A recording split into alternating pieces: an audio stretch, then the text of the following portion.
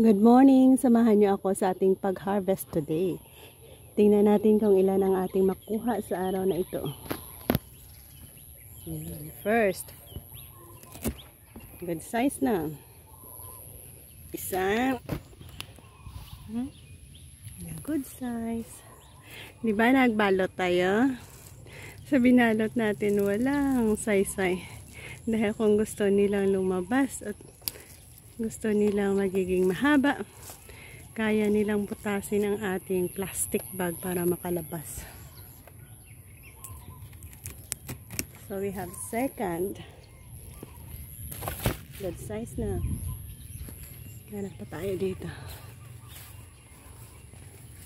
Ito naman ay ibang variety ito ng ating patola.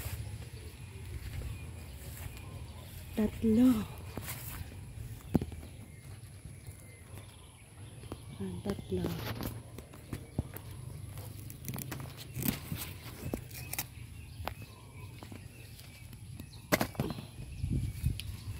Ito apat.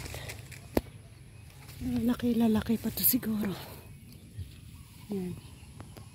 So tatlo muna ang kukunin natin. So the next ay kukuha na naman tayo ng mga another one. Madami pa kasi. Gaya niyan. Yan. Ito rin. Yan din. So 3 is enough muna sa araw na ito.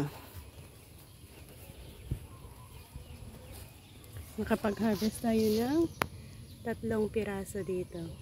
Bye-bye!